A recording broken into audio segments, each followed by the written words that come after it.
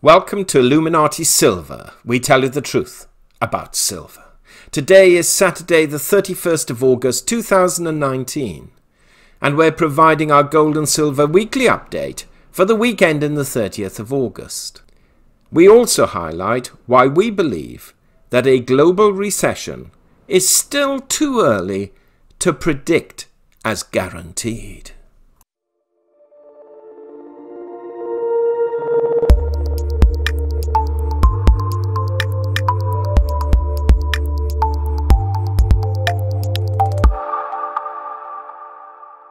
Gold fell $7 last week from $1,527 to $1,520, having hit a high of $1,555 and a low of $1,517.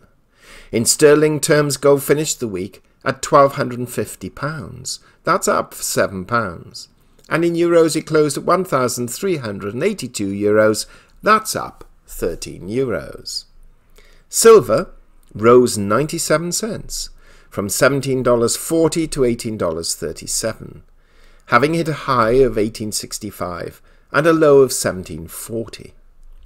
In sterling terms, it closed at £15.11. That's up 95 pence. And in euros, it closed at 16.71 euros.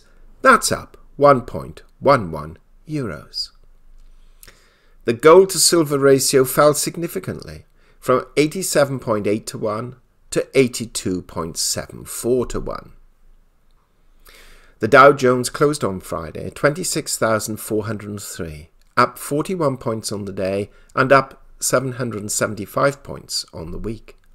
And the Nasdaq closed at 7,962, down 10 points on the day, but up 211 points on the week.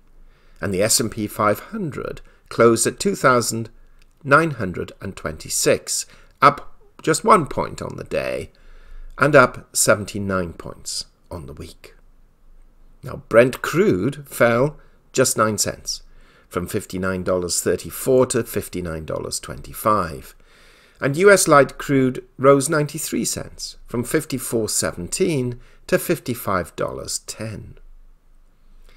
The dollar index stands at 98.91. That's up a significant 1.27 on the week. The big story of last week really has been the rise in the price of silver and a further strengthening of the US dollar. But before we address the silver issue, let's take a look at what happened to gold. Well, although gold closed up 8% for August as a whole, Friday saw a fallback to below the important 1525 level we have often quoted. There were a number of reasons for this, including profit-taking, but mainly the rise in the US dollar. Now, we're not going to use this space yet again to hit those who claim the dollar is on the verge of an imminent collapse over the head for spouting such nonsense, as nonsense it is, initially promulgated by precious metal pumpers, especially during times when gold and silver were in the doldrums and they needed to sell more stock, but to point out there is a very good reason the dollar strengthened on Friday. We pointed out last week that Friday was an important day for economic data, and so it proved. Consumer spending rose by 0.6% for July against a 0.3% rise the previous month, and expectations of a maximum 0.5% rise. This immediately suggests that the much-feared recession so far is not affecting spending habits. Also, core inflation for July came in at 0.2%, the same as the previous month, and in line with expectations and therefore was factored in. Added to that, an apparent closer move, or at least a de-escalation of political rhetoric between China and the US, has helped calm markets somewhat and has therefore strengthened the dollar further.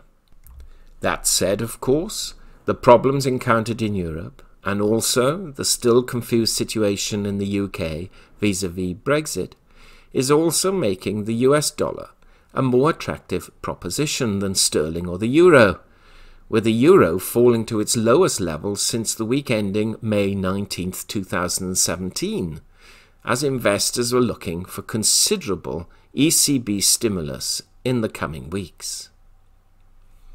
So consequently, gold prices fell, and also it has to be said that a degree of profit-taking is sensible after a significant gain in recent months. And with the US bank holiday ahead, traders really like to leave open positions too long, especially during holiday periods. From a technical point of view, there is short-term resistance at or near the August highs of 1555, while support lies near the 10-day moving average of 1519. Both short-term and medium-term momentums have turned negative, though the daily swing chart is positive.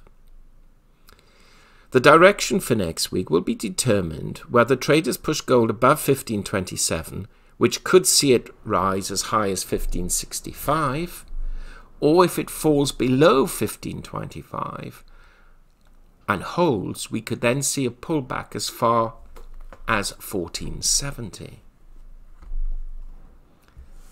Silver was the rising star last week, where it essentially began to correct the gold to silver ratio somewhat, as it has been lagging gold for some time. Now, we quite frankly are not convinced that we are going to see a gold to silver ratio below 80, or certainly not a sustained one for many months to come, which suggests that while silver has a little more froth ahead possibly, if there is a fallback in gold, as we suggest there will be, then silver will simply follow suit. Now, it certainly appears that in this new price regime, there are plenty of silver bars just below $17. And this may act as a guide to those who perhaps feel they are currently under-allocated in silver. We would not necessarily be buyers at this level, even though our last two videos, details of which we post below, have predicted higher prices before the end of 2019. But we do feel that buying has been a little overextended, and are expecting some pullbacks, certainly towards the $18 level, and more than likely back towards $17.50, though there may be another 20 to 30 cents in the price before this happens. This coming week is an important one for economic figures, especially Friday. Now, on Monday, there's no reporting as it's a US holiday. Tuesday, we have the market manufacturing PMI and ISM manufacturing PMI for August. Wednesday, the foreign trade deficit for July. June figures, incidentally, were 55 billion in the red. We also have to look at motor vehicle sales for August, which will also be announced on Wednesday. On Thursday, we have the Market Services PMI and ISM Non-Manufacturing Index for August and factory orders for July, so these could have an effect too. And then on Friday, and the most important day, we believe, the all-important non-farm payroll report for August. And this will be compared to the 164,000 new jobs created in July. With these figures also comes the unemployment rate and average hourly earnings. So important data coming out next week which could affect markets in either direction. Now, we very briefly want to address whether the US is entering a recession or not. Last week we produced a video explaining the inverted yield curve. And if you haven't had the opportunity to listen to it, we have placed a link in the description box below. The general tenor is that once long-term interest rates show themselves to be lower than short-term rates, in the vast majority of cases, this has led to a recession, usually within 12 to 18 months. The US is currently facing a situation where both the 2-year bond and the 10-year bond rates have inverted. And this is what has frightened markets to some extent, especially when they see the tariff war with China not coming to an end anytime soon. Now, we are not convinced as yet that these inverted yield curves are sacrosanct. We will become more concerned about a recession when coupled with the inverted yield curve, we also see a fall in the growth of job numbers, and even more so if there is a decline. which is why the non-farm payroll reports are becoming increasingly important. Though they have always been important, but even greater gravity can be attached to them in the current environment. In the last 10 days or so, we have seen world leaders, bankers and industrialists meet at the Jackson Hole Summit in Wyoming and the G7 meeting in France.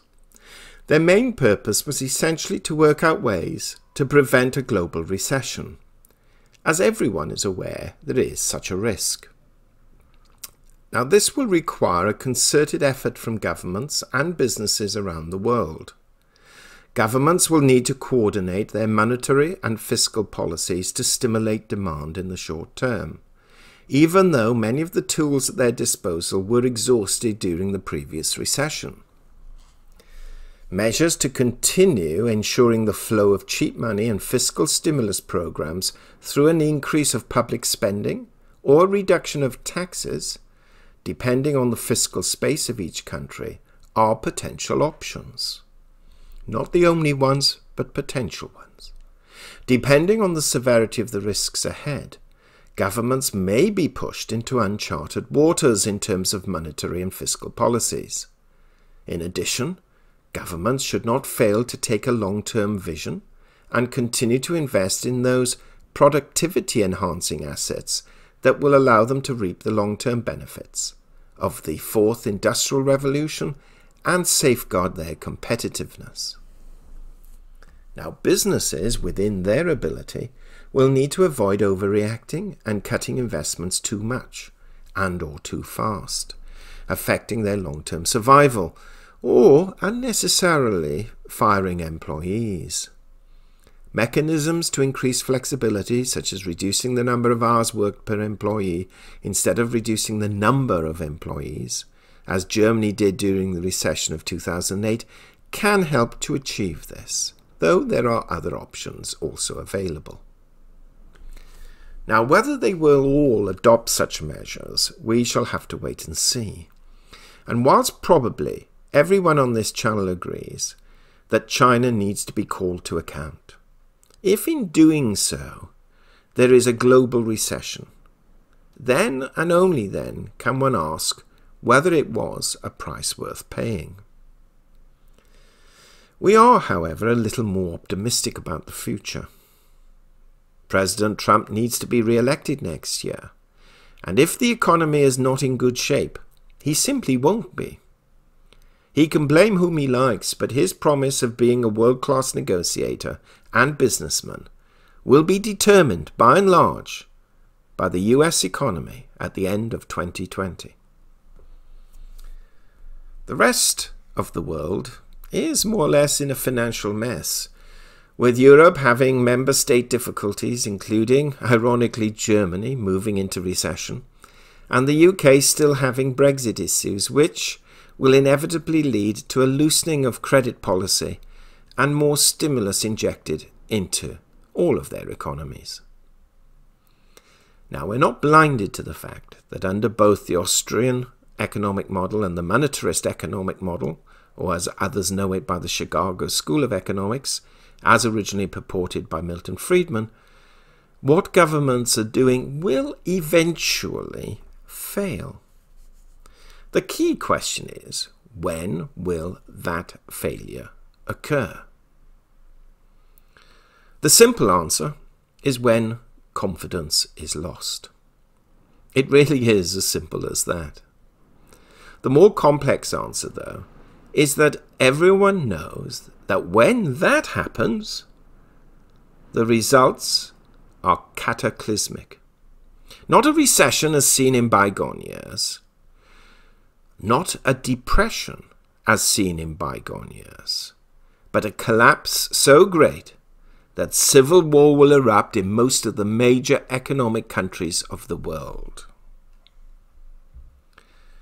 Now, it is this possibility that will ensure, in the short to medium term, governments, bankers and industrialists will eventually cooperate to prevent such a lack of confidence from occurring.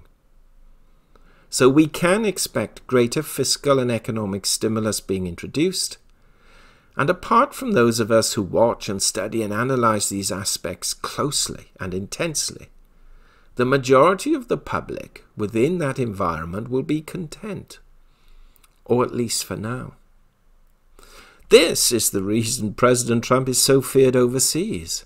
He is in danger of disrupting the fragile order that has been agreed since the 2008 collapse, and in the main has enabled people to survive what would normally have been 10 years of serious economic depression.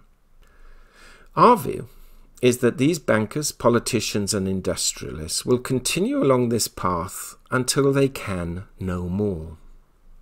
So we are entering uncharted territory for sure, or could be. And this system is likely to continue for a number of years yet, continually delaying recession or depression until they can't. Now, providing the president doesn't decide to attack another country with military force, for example Iran or even China, which we doubt obviously, then this pending doom and gloom will be avoided at least for a number of years. And this is yet one reason, among others, why we are confident that the Armageddon situation is not around the corner. Though you can guess in whose interest it is to promulgate such a theory. Now, with this in mind, next week, and please bear in mind we're writing this on Saturday, and there is a long time between now and Tuesday when US markets open, so there is plenty of time for President Trump to pick another fight. We envisage a correction in the price of gold and silver, but not a severe one. That said, if the job figures are poor on Friday, then all of that will be reversed. Finally, this past month, we have offered a 50% discount on the first month's membership of our Bronze and Silver Inner Sanctum to new subscribers, and this offer will cease at midnight British summertime today. So if this is something you wish to experience, then please go to illuminatisilver.com, sign up, and enter the promo code 50OFF sign up. All that remains is to wish you an enjoyable weekend. And as always, a most prosperous week ahead.